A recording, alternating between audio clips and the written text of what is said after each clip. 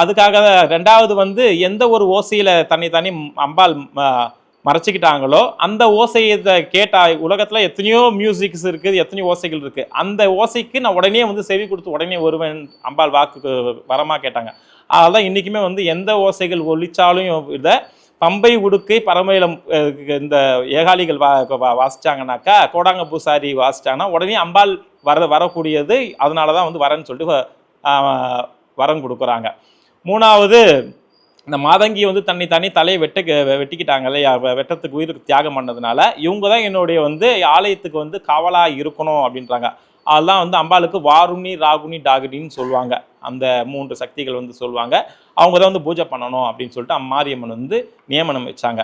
இதனால தான் நம்ம வந்து ஆடி மாதத்தில் அம்பாளுக்கு வந்து ஒரு மண்பாண்டத்தில் வந்து பூங்கரகம் வேப்பலை வச்சு பூங்கரகம் ஜோடிக்கிறோம். மேளந்தாளத்தில் வந்து பார்த்தீங்கன்னாக்கா பம்பை மேளம் பரமேலும் தாரை தப்பட்டையெல்லாம் வைக்கிறோம். பம்பை மேளம் உடுக்கெல்லாம் வந்து வாசிக்கிறது அம்பாளுக்கு இது பிடிச்சிது அப்படின்றதுனால தான் வாசிக்கிறோம்.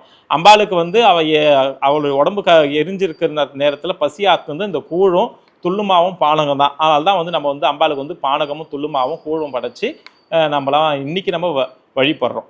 இதுதான் காரணம்.